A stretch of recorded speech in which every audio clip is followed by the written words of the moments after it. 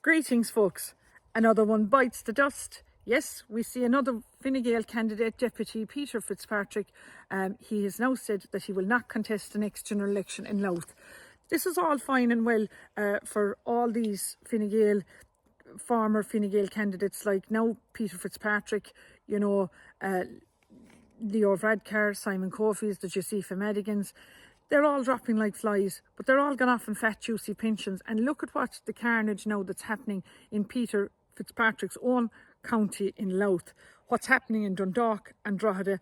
Their tourism has been replaced by asylum migrants. Both unvetted and undocumented men have come in and destroyed their tourism business in these towns. And all these ministers are, gone away now with fat, juicy pensions. Look, the recession is already hitting home when today the Eurozone confirmed inflation fell to its lowest level in 3 years. This month it slowed down in 20 countries in the Eurozone to 2.2% in August from 2.6% in July. Look, we see already our own mainstream media putting their own spin in it, saying this is fantastic now, it's going to be brilliant for anyone with a tracker mortgage. That I believe they're saying that the rates will come down by the end of September. But look, don't be fooled, guys, by what the Irish media and this Irish cobbled together government are trying to do to propagate and get votes for the next general election, which is imminent in, I believe, in early November. So we Irish people now need to stop blaming this cobbled together government and just vote them out, and we need a general election called immediately. I'd like to put the following few questions to Minister Stephen Donnelly, our Minister for Health, as to what he's doing now about the excess deaths in Ireland, because in my opinion there should be a public tribunal of inquiry, of investigation set up to investigate this very serious issue that they don't seem to want to tackle, or they don't want people talking about. When you think that Pfizer is being sued by Texas and 5 other US states over the COVID vaccine claims. This year alone, 9 COVID-19 related deaths were recorded in County Kerry. In the fourth quarter of 2023, this brings a total to 19 COVID deaths recorded in Kerry. Between October to March, there was 11 deaths recorded.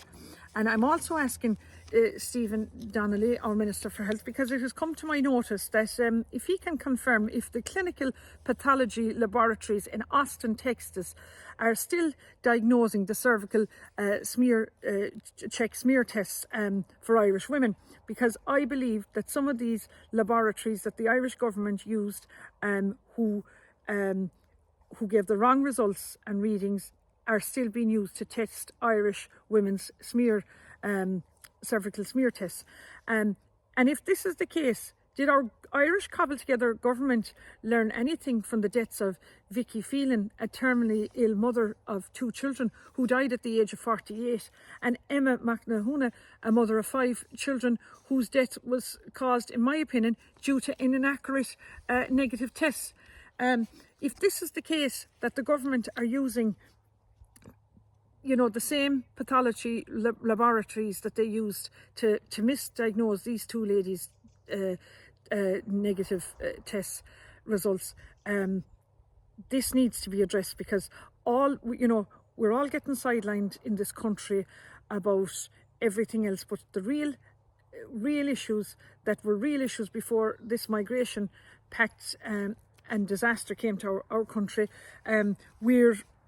these issues are being brushed under the carpet, but these need to be brought back in to the mainstream media and to the Irish government, and need to be highlighted again, because if you remember, there was the Director General of the HSE was Tony O'Brien at the time, and he took temporary leave from absence from work, and then he resigned completely, but again resigned in a fat, juicy pension, I believe, from the HSE. Look, when you see the American companies now closing down and moving to cheaper countries, you know that a major recession is on the way. We see there that a Turkish company has bought up the former Sean Quinn Group. This is a sad day for the Sean Quinn and his family. At the height of the boom, Sean Quinn built an empire up from nothing. Look, I had huge respect for the man. I thought he was ahead of his time. He employed 8,000 people. Did he make mistakes? Yes, he did. But like, he had a fantastic brain. You know, the biggest mistake he did was walk into Anglo-Irish Bank and take, in my opinion, probably ill-advised advice from all these financial experts in the finance industry.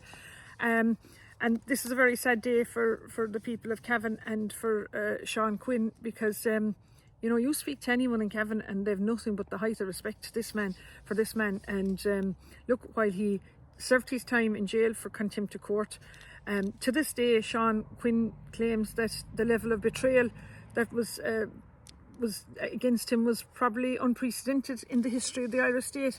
But look, you know,